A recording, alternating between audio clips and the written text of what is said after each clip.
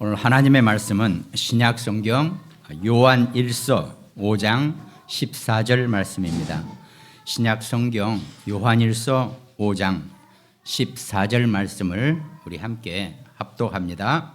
그를 향하여 우리가 가진 바 담대함이 이것이니 그의 뜻대로 무엇을 구하면 들으심이라. 아멘. 여러분과 제가 하나님의 자녀로서 내 자녀의 정체성과 내가 정말 내가 하나님의 백성으로서의 담대함이 있다면 무엇을 하나님에게 구한다는 겁니다. 근데 그걸 구할 때 원래 사람은요, 남에게 뭘 구하는 것 자체가요 쉽지가 않아요. 다 자긍심이나 자존감이 있어서 남에게 쉽게 손을 못 벌린단 말이죠. 근데 우리가 하나님 앞에 담대하게 손을 내밀 수 있는 것이 있습니다. 그것이 그의 뜻대로 무엇이든지 구하는 것입니다. 물론 여러분과 저는 내 계획대로 내가 원해서 내가 필요해서 하나님 앞에 기도를 하고 무엇을 구하시겠죠. 그러나 그것이 비록 내가 원하고 내 뜻이고 내가 필요해서라고 하지만 그것이 하나님의 뜻대로 되어지는 것, 이게 필요하다는 겁니다. 그러니까 우리가 늘 하나님의 뜻 안에서 사는 사람으로 하나님의 뜻 안에서 무엇이든지 구하면 다 이루어 주신다고 말씀하고 계신다는 겁니다. 그게 우리가 담대하게 구할 것이라는 거죠. 늘 여러분과 제가 우리가 인생을 살면서 우리 신앙생활 중에 우리 살아가면서 비록 기독교인이라 할지라도 우리도 부족한 것도 있고 우리도 필요한 것도 있고 우리가 정말 해야 될 것이 많이 있단 말이죠. 그게 정말 하나님이 나를 향한 그 뜻이 맞는지 그 뜻대로 내가 간구하고 구하면 분명히 하나님은 응답하신다고 말씀하고 계시는 겁니다. 우리가 가장 기도의 원초적인 우리의 자세입니다. 하나님 모르면 하나님 이게 하나님 뜻 맞습니까? 이렇게 물어보고 기도를 하는 것도 중요한 시작이 되는 거겠죠. 그 기도의 응답의 원리를 오늘 말씀 제목으로 했는데 우리가 지난주에 성경에 세 가지 사건을 제가 표현을 하려다가 첫 번째 사건밖에 얘기를 안 했죠. 우리가 과거에 묶일 이유는 없습니다. 근데 우리가 분명히 과거는 알고 있어야 해요. 근데 모든 인간은 성경 외에는 전혀 자신의 과거가 나와 있는 데를 보지 못했기 때문에 대부분 사람들이 성경책을 손에 쥐어보지 않은 사람들, 또 혹시 성경책을 손에 쥐어봤다 하더라도 나의 영적 과거를 거의 모르고 산단 말이죠. 저도 40년간 나 잘났다고 내 인간이 가지고 있는 그런 영적인 과거를 전혀 모르고 살아왔다 아닙니까? 그러면서 죽자 살자 열심히 뛰어다니고 일하고 그야말로 돈 벌러 다니고 그런 인생을 살아왔어요. 근데 성경에서만 우리 인간에게 있는 세 가지 과거, 가장 치명적인 세 가지 과거를 말씀하고 계신다는 겁니다. 인간은 반드시 이 세 가지 문제, 이 과거를 확실히 내가 알고 있어야 한다는 겁니다. 그래야 안 당할 거 아닙니까? 왜? 계속 거기에 묶이고 거기에 당하고 있다라고 성경은 말씀하고 계신다는 거죠. 그래서 지난주에 우리가 먼저 첫 번째 사건, 창세기의 첫 번째 사건이 첫 번째가 창세기 3장에 인간이 하나님과의 약속을 어겨서 그만 하나님과의 관계가 깨져버린 겁니다. 하나님과의 관계는 딱 하나예요. 가장 중요한 게 하나님은 창조주이시고 우리는 피조물이라는 겁니다. 우리가 그 관계는 확실히 해야 돼요. 주인과 종이냐 이 다른 게 없습니다. 관계를 의미합니다. 하나님과 나는 창조주와 피조물 간의 관계거든요. 근데 그만 창세기 3장에서 그 관계가 깨어져 버린 겁니다. 인생이 살아가면서요, 다 누군가의 관계 속에 있죠. 근데 만약에 그 관계가 문제가 생기고 그 관계가 깨져버리면은 계속 엉뚱하고 어려운 일이 생길 수밖에 없다는 겁니다. 우리는 먼저 첫 번째가 하나님과의 관계가 깨어져 버렸어요. 그것도 다른 게 아니에요. 하나님은 나의 아버지시고 나는 하나님의 자녀고 다 좋은 표현이죠. 근데 가장 원초적으로 하나님은 창조주이시고 나는 피조물인데 이 관계가 무너져 버린 겁니다. 너희도 그걸 먹으면 너도 하나님처럼 돼. 이게 완전히 피조물이 창조주를 뛰어넘는 생각이고 그런 감동이란 말이죠. 그러니까 문제가 생겨난 겁니다. 그래서 먼저 하나님과의 관계가 깨졌기 때문에 우리는 그 관계가 다시 회복되어져야만이 내가 온전하게 하나님의 백성으로, 하나님의 자녀로 살아갈 수 있다는 겁니다. 모든 인간은 이 땅에 태어나면서 일단 하나님과의 관계가 깨진 상태로 이 땅에 나왔다는 거죠. 그러니까 늘 인생을 살면서 복잡할 수밖에 없죠.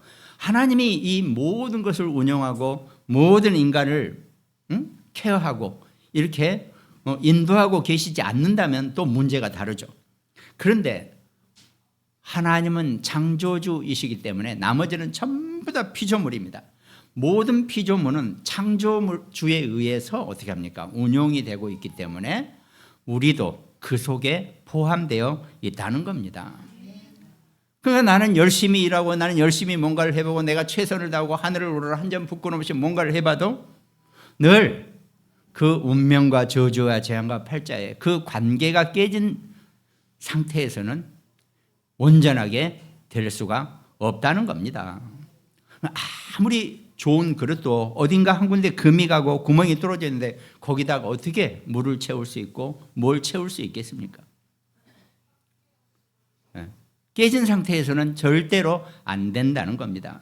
그래서 인간이 먼저 가장 첫 번째 사람이 해야 될 일이 그 하나님과의 깨어진 관계를 먼저 회복해야 한다. 이것이 성경의 말씀이라는 얘기입니다.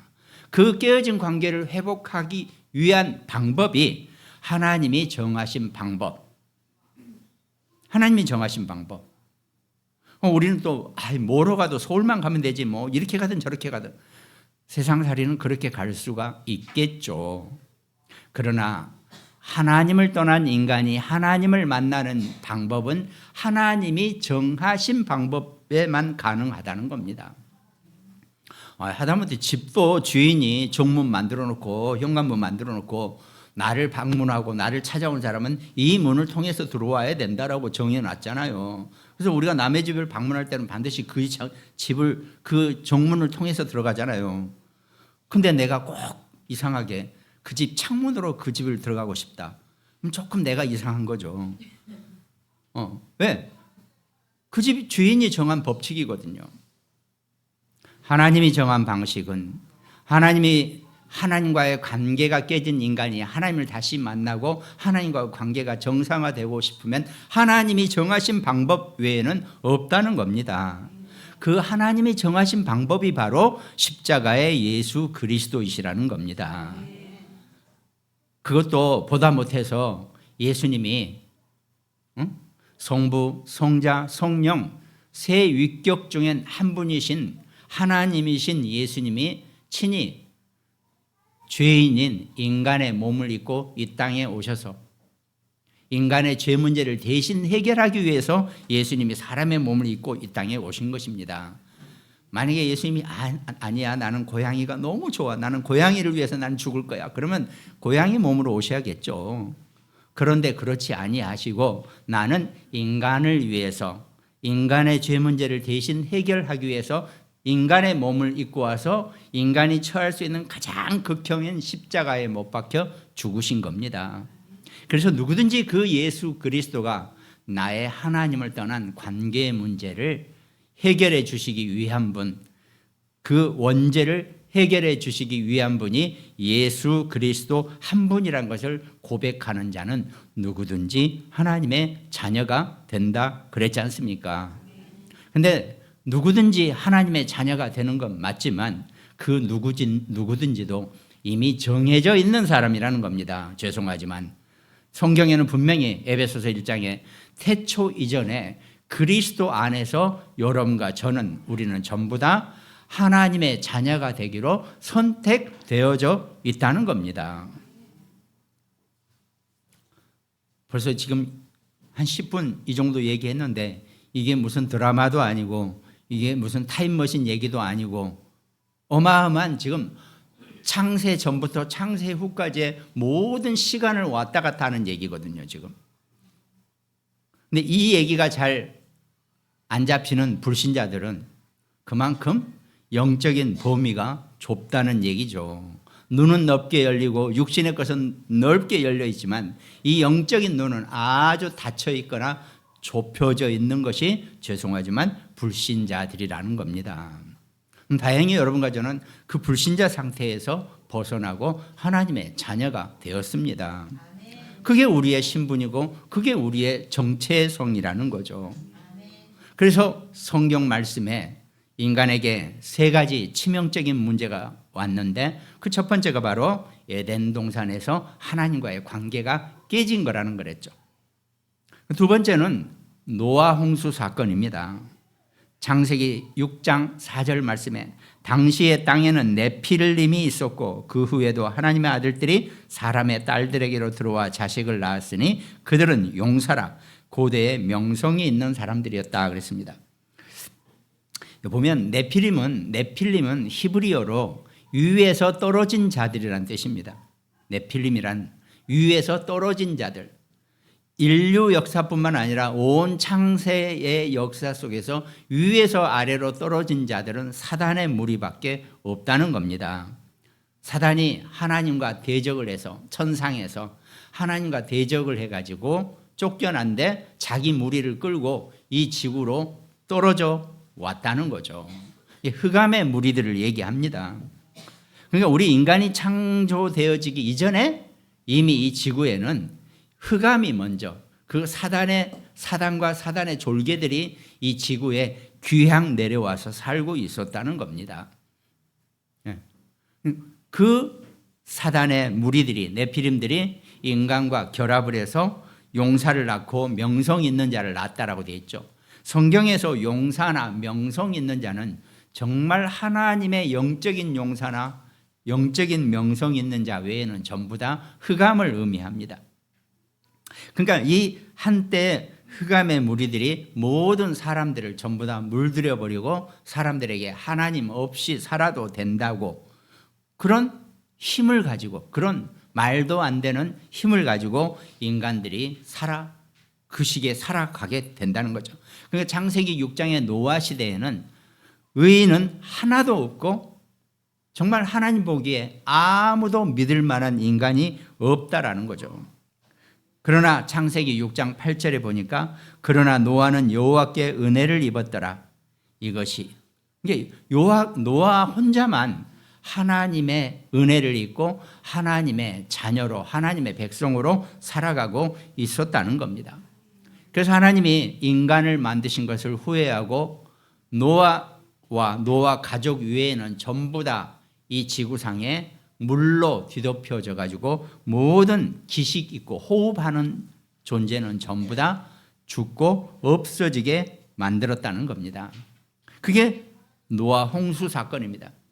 그러니까 모든 인류는 한번 노아 가족만 남겨놓고 인류는 다시 한번 완전히 멸망의 길로 들어가게 되었다는 겁니다. 그것이 원인이 바로 네피림이라고 하는 위에서 떨어진 자들, 사단이라고 하는 조직입니다. 이 사단은 호흡이 없어도 사는 존재예요. 그러니까요, 노아 홍수 때 살아남은 존재가 있었어요. 그게 바로 노아의 가족하고 이 사단은 여전히 살아 있었습니다. 단지 인간과의 그 고리를 깨트려 버리기 위해서 기식 있는 모든 인간은 다 죽게 되어진 것이 노아 홍수 사건이라는 겁니다. 그러나 노아와 노아의 그 가족은 방주 안에 들어와 있었기 때문에 살아날 수 있었다는 거죠. 오늘날 그 노아의 방주가 교회의 역할을 한다는 겁니다. 누구든지 교회 안에 들어오면 영적으로 하나님의 자녀가 되고 하나님의 백성이 되고 살아난다는 뜻입니다. 눈에 보이는 교회도 교회지만 우리 각자는 전부 다 하나님의 성전이라 그랬죠. 우리 각 개인이 성전입니다. 그래서 우리가 예수 그리스도를 영접하고 하나님의 자녀가 된 사람은 개인이 교회고 또 이렇게 공적으로 모여있는 이곳을 우리가 교회라고 표현한다는 겁니다. 그래서 그 교회 안에 들어오는 자는 누구든지 살아나는 것이 노아 홍수 사건의 의미라는 겁니다. 창세기 3장 사건으로 모든 인간이 하나님을 떠난 죄인이 되어버렸는데 그 방주 안에 들어오기만 하면 살아난다는 겁니다. 그것이 노아 홍수 사건이죠. 그리고 또 창세기에 있는 또 하나의 사건이 세 번째가 바벨탑 사건입니다. 근데 노아의 후손들도 또다시 인간은 어쩔 수 없이 조금만 틈을 주면 또 흑암에 섰고 또 흑암과 묻혀 지나가게 됩니다. 노아의 후손들이 살다가 또 어떤 표현을 합니까? 창세기 11장 4절에 전부 다 노아의 후손들이에요. 또 말하되 자 성읍과 탑을 건설하여 그 탑 꼭대기를 하늘에 닿게 하여 우리 이름을 내고 온 지면에 흩어짐을 면하자 하였더니 이런단 말이죠. 그러니까 우리가 탑을 쌓아서 하늘에 닿게 한다는 얘기는 우리가 하나님처럼 되어보자 이런 의미를 갖는다는 겁니다.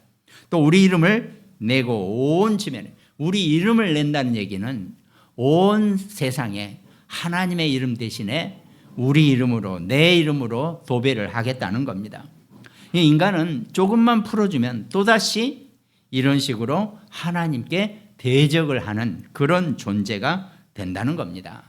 그래서 하나님이 그 탑 쌓는 것을 멈추게 하기 위해서 바벨이라고 그 언어를 혼란스럽게 해버렸기 때문에 그 탑을 바벨탑이라고 표현한다는 겁니다.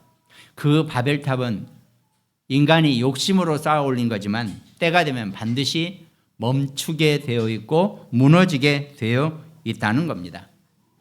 그래서 인간은 끊임없이 무언가 그런 것을 만들어내고 그런 욕심을 내고 하나님을 꼭 능가하려고 하는 뭔가 하나님께 대적하려고 하는 그런 활동을 멈추지 않고 있다는 것입니다.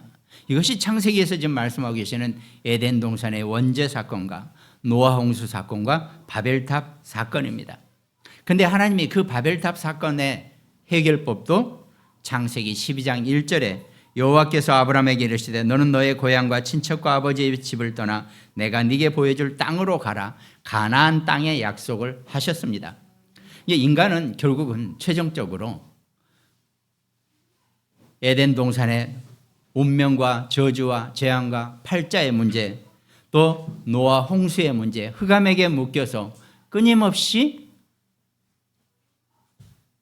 운명과 저주와 재앙과 팔자의 그 상황 속으로 치닫고 있는 것, 그러면서 또 무언가를 자꾸 쌓아 올리는 바벨탑의 그 사건, 그 모든 것을 다 끝내버리시기 위해서 예수님, 하나님이 우리 인간에게 한 민족을 선택하셨죠. 유대인을 선택하셔서 그 아브라함의 후손이 유대인을 의미합니다. 이스라엘 사람들을 의미하죠. 그 유대인들에게 내가 너희에게 모든 인간이 완전하게 두 번 안 죽고 살아날 수 있는 방법을 알려주겠다. 그곳이 가나안 땅이라고 하는 겁니다. 그 가나안 땅이 약속의 땅이라고 하는 그 언약을 주신 거죠. 그 가나안 땅은 무엇을 의미하냐? 예수님이 곧 가나안 땅에서 태어나실 거니까요. 결국은 인간은 창세기 3장, 6장, 11장 과정을 거쳐서 도저히 해답이 없기 때문에 하나님이 우리에게 가나안 땅에서 예수 그리스도가 이 땅에 태어나게 하셔서 인간의 죄 문제를 완전하게 해결해 주시려고 하는 어마어마한 계획을 짰다는 겁니다. 그것이 창세기에 있는 내용이고 신앙생활의 전체 문제, 계획입니다. 하나님은 그 계획을 짜신 거죠. 그러면 창세기 그 세 가지 사건을 해결하기 위해서 하나님이 예수 그리스도를 이 땅에 보내신단 말이죠. 하나님은 성부, 성자, 성령 삼위의 위격이라 그랬습니다. 그런데 성부 하나님이 성자 예수님에게 네가 뭐 이렇게는 안 했겠죠. 자네가, 이것도 좀 그렇고, 아무튼 사람의 몸을 입고 그 땅에 내려가서, 인간 땅에 내려가서 네가 모든 인간을 대신해서 죽어라. 그러면 인간의 하나님을 떠난 그 죄 문제가 해결된다라고 하는 계획을 세우신 겁니다. 그러니까 어떻게 보면 성삼위 하나님은 동등한 위격이라고 우리가 표현하거든요. 그런데 성부 하나님이 성자 예수님에게 사람의 몸을 입고 땅에 내려가라고 하는 것은 굳은 일을 시키신 거란 말이죠. 그런데 그 예수님 외에는 아무도 이 일을 할 수 있는 사람이 없는 거죠. 우리가 살다 보면 소위 땜빵이라는 표현을 하죠. 어디 갔는데 갑자기 누가 없어서 그거 할 줄 아는 사람 손 들어가지고 대신해요. 근데 이건 자존심 상할 일이 하나도 아니에요. 저는 그 땜빵을 잘하는 사람을 저는 최고의 인물로 보거든요. 왜? 뭐든지 잘하는 사람이잖아요. 어디 가서 문제가 생겼을 때 그 일을 대신할 수 있는 사람이 최고 잘난 사람이에요. 인생을 살다 보면요. 그거 땜빵 왔네? 절대 그거 아니에요. 근데 사람들은 그걸 어떻게 아주 그 자존심 상하고 이상하게 표현하던데 저는 안 그러거든요. 저는 어디 가도 무슨 일이 생기면 그거 내가 잘은 못하지만 어느 정도는 할 수 있습니다. 할 정도로 저는 인생을 그렇게 열심히 살았거든요. 뭐든지. 그래서 뭐든지 해요. 공대생이지만 문학도 뭣도 다 조금씩 기웃거리면서 다 익혀놨거든요. 모른다는 얘기는 하고 싶지 않으니까요. 그러니까 우리가 그렇게 해본단 말이죠, 인생을. 예수님도 마찬가지예요. 누가 사람의 몸을 입고 저 땅에 내려가서 저 사람들을 대신해서 저 인간의 죄 문제를 대신 해결해 줄 거. 그러니까 예수님이 스스로 자원했다 그랬죠. 보라, 세상 죄를 지고 가는 어린 양이라고 세례 요한이 예수님을 표현했을 때 세상 죄를 지고 가는이란 그 지고 가는이라는 뜻이 언어적으로 그 의미가 문법적으로 자신이 어마어마하게 자원해서 하는 행위를 표현하는 겁니다. 지고 간다니까 단순히 뭐 하나 지고 가는 게 아니고 내가 원해서 내가 세상 죄를 지고 가기를 원한다라고 그랬어요. 거기에서 예수님의 그 품성과 예수님의 그 특성을 우리가 알아볼 수 있어요. 예수님이 자원해서 내가 세상에 내려가서 인간의 죄를 대신 하겠다라고 자원한 사람입니다. 사람은 아니죠. 자원하신 분이죠. 예수님이 자원해서 우리 인간의 몸을 입고 이 땅에 내려오셨다는 겁니다. 그분이 친히 십자가에서 우리 인간의 죄를 대신 하셨다는 겁니다. 그러니까 어떤 사람들은 또 이렇게도 해석합니다. 오늘도 또 딴 얘기하게 생겼네. 이렇게 얘기합니다. 아니다. 예수님은 하나님이시기 때문에 십자가로 여기 못 박을 때 하나도 안 아프셨어. 하나님이신데 뭐 아프시겠어. 이런단 말이죠. 그런데 그거는 이단의 소리라는 거죠. 정통 신학에서는 예수님은 사람의 몸을 입고 오셨을 때 사람과 똑같은 육신, 쉽게 말해서 감기 걸리고 핀으로 찔리면 아프고 창으로 찔리면 피 나오고, 그래서 마지막 순간에 그 십자가의 예수님을 그 병사가 찔렀을 때 피와 물이 쏟아졌다라고 하거든요. 예수님은 그러니까 우리 인간과 똑같은 생체 리듬을 가지신 분이에요. 그래서 어떤 사람은, 신학자들은 그렇게 해석합니다. 하나님이시니까 하나도 안 아프셨을 거야. 그럼 하나도 안 아프시면 예수님이 그 십자가를 지실 이유가 하나도 없죠. 우리는 아픈데요. 우리는 이거 하나만 가지고 찔러도 아픈데 그 못으로 여기를 손을 찌르면 어마어마하게 아프단 말이죠. 아픈 것도 몰라요. 너무 아파서. 근데 예수님도 분명히 그 고통을 함께 겪으시고 십자가에서 돌아가셨다는 겁니다. 그것이 예수님이 하신 일이세요. 그 십자가의 그 죽으심으로 우리 인간의 죄 문제를 다 완전히 도말해 버리셨다고, 완전히 백지화 시켜 버리셨다라고 분명히 성경은 약속하고 계신다는 겁니다. 그래서 누구든지 그 십자가의 그리스도가 나의 하나님을 떠난 죄 문제, 내가 어렸을 때 친구 연필을 훔치고 친구 연필을 갖다 쓰고 뭐 남 때리고 남 괴롭히고 이거 그거보다 더 큰 문제, 인간이 하나님을 떠난 죄 문제를 십자가의 그리스도가 대신 해결해 주셨다는 것을 내가 고개만 끄덕거려도 하나님의 자녀가 되고 하나님의 백성이 된다라고 성경은 분명히 약속하셨다는 겁니다. 그러니까 여러분과 저는 완전한 하나님의 자녀고 하나님의 백성이고 우리의 죄 문제를 완전히 해결받았다는 겁니다. 그런데 우리가 창세기 3장의 그 문제 때문에 인생이 살아가다 보면은 이런저런 문제 속에, 죄 문제 속에 노출이 될 수 있다는 거죠. 그거는 십자가에서 그리스도가 그 문제까지도 완전하게 해결해 놓으셨다라고 표현한단 말이죠. 그러면 죄 져도 되겠네? 그 표현하고는 다른 표현이죠. 우리가 어떤 상황 속에서도 여러분과 저는 불신자들하고 우리하고는 영적인 차원이 다른 사람들입니다. 우리는 이미 십자가의 그리스도로 말미암아 우리의 원죄 문제가 완전히 지워져 버린 사람들이라는 겁니다. 그것이 우리가 신앙생활하면서 우리가 영적으로 힘을 얻고 우리가 신앙생활 속에서 세상과 살아가는 조화를 이루는 지혜가 된다는 겁니다.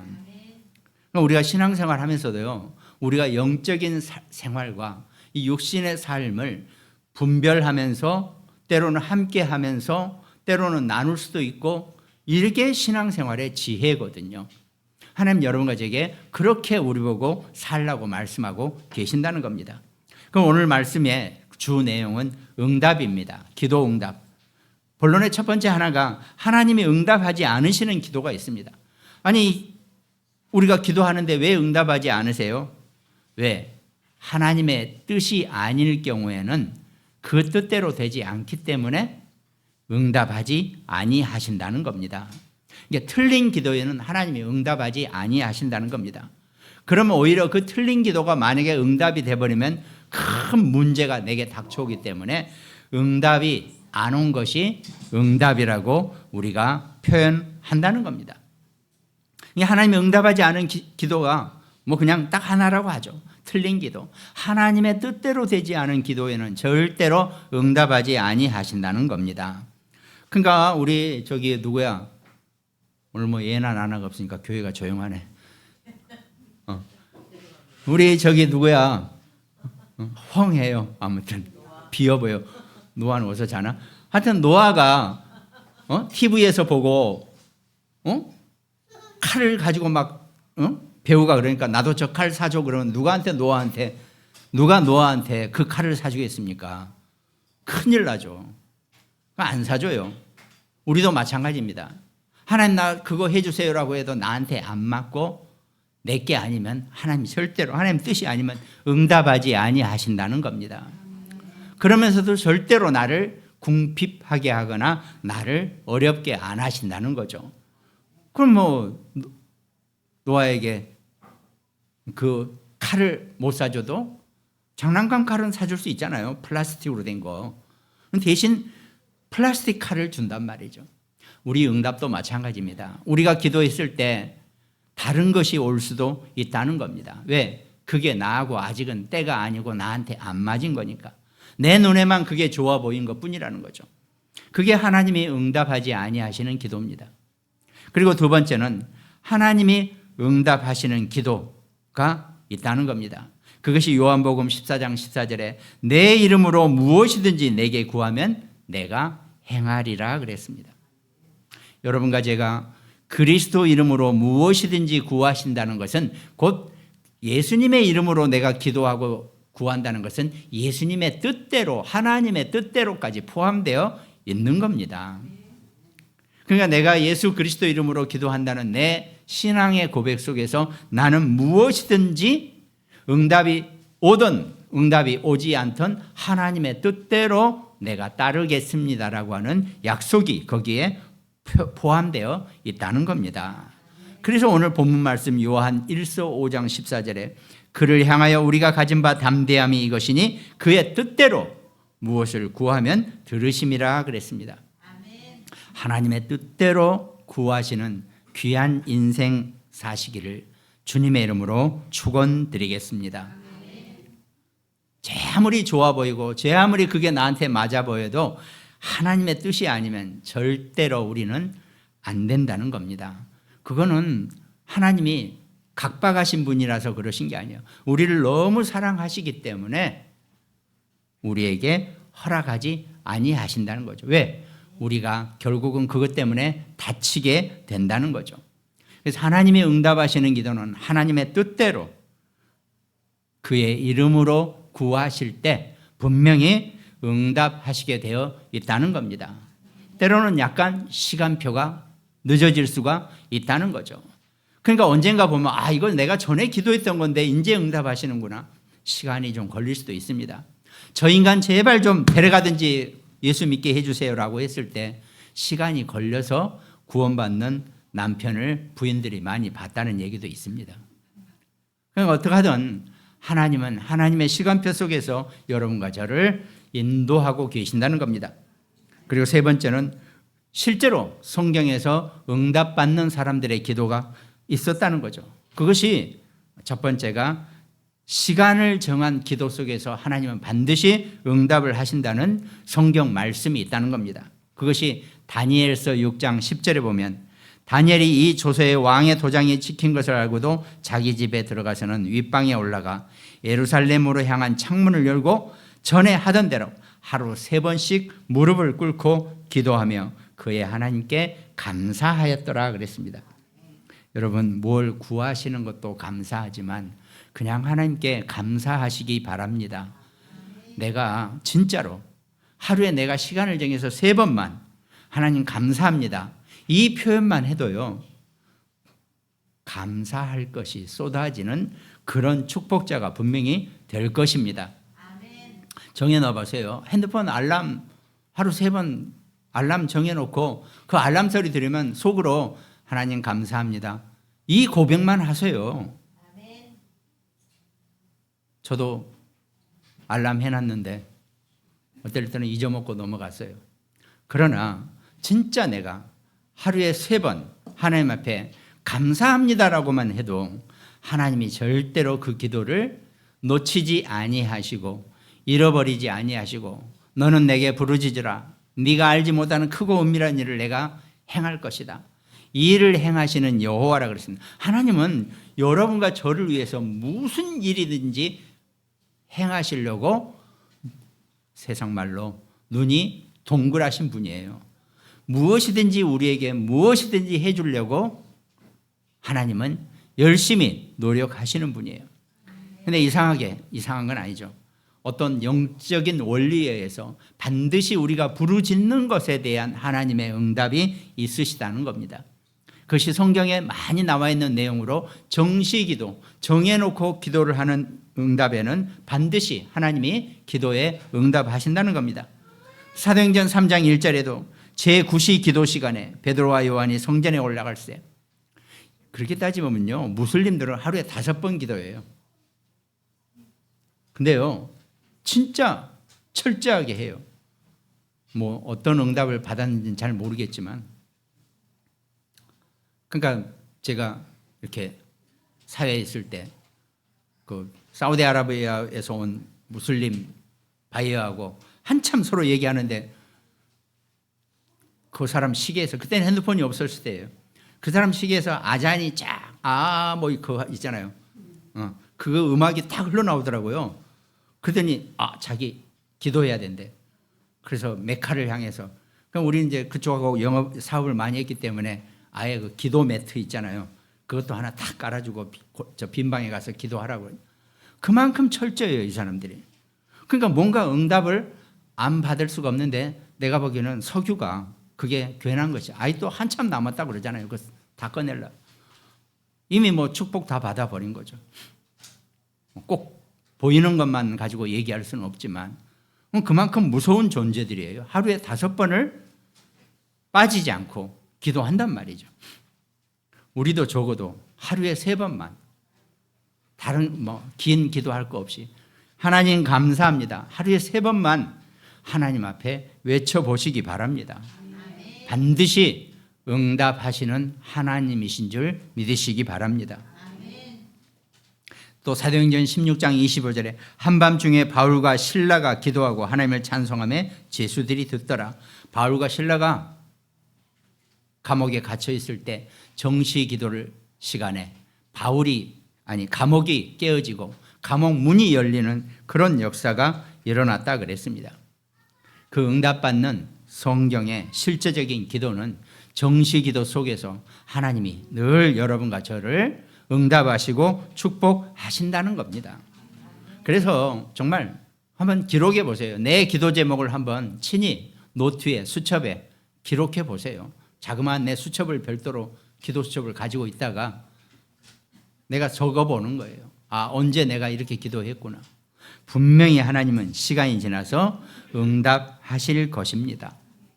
그것이 응답받는 성경의 실제적인 기도였습니다. 결론에는 우리가 내 삶이 늘 기도 속에 있는 것이고 기도 속에 내 삶이 함께 있다는 것입니다. 그러면 내가 정시 기도하고 있으면 자연히 무시로 기도해 줄 수밖에 없다는 겁니다. 정말 내가 중요한 일이 생겼을 때는 사람 신경 쓰지 말고 내 환경 바라보지 말고 정말 하나님께 집중해 보시기 바랍니다. 하나님은 여러분과 저를 절대로 골탕 먹이려고 우리를 골탕 먹이고 우수시키려고 하시는 분이 절대 아니시라는 겁니다. 우리에게 무엇이든지 하나 더 해주려고 늘 우리 뒤를 쫄쫄쫄 따라다니시는 분이에요. 아니 그러면 그렇게 많은 사람 뒤를 하나님이 어떻게 다 쫓아다니시나? 하나님은 능력의 하나님이십니다. 하나님은 우리 믿는 모든 자의 뒤에 배경이 되시고 우리 믿는 자의 모든 기도를 다 일일이 듣고 계신다는 겁니다. 그것이 증인입니다. 여러분과 제가 증인의 삶을 사는 귀한 축복자가 되시기를 주님의 이름으로 축원드리겠습니다. 또 우리 후대 렘넌트들까지 아이들까지도 정말 이 온전한 기도 응답의 증인으로 주인공으로 서게 되시기를 주님의 이름으로 축원드리겠습니다. 오늘 말씀 나누는 우리 모든 가정들, 또 굿모닝병원 현장, 태안의 안지영 집사, 또 광주와 강릉 지교회, 또 일본과 미국에서 함께 말씀 나누는 우리 장로님들, 또 우리 여주의 김종분 권사님, 대구의 전여진 소위, 또 우리 안성의 김승태, 고종유, 김소율 렘넌트, 속히 하나님의 최고의 은혜가 임하는 하나님의 시간표가 앞당겨지는 귀한 축복이 증거되기를 주님의 이름으로 축원드리겠습니다. 기도하겠습니다. 무엇이든지 하나님의 뜻대로 구하는 자는 하나님 앞에 담대함을 가지고 응답을 받는다고 하였으니 하나님, 우리가 인생을 살아가면서 내게 필요하고 내가 있어야 될 것을 하나님은 이미 아시지만 내가 하나님 앞에 하나님의 뜻대로 받을 수 있는 응답의 시간표 속에 살 수 있도록 하나님이 우리를 이끌어 주시고 축복하여 주시옵소서. 감사를 드리었고 우리를 구원하신 예수 그리스도 이름으로 기도드립니다. 아멘.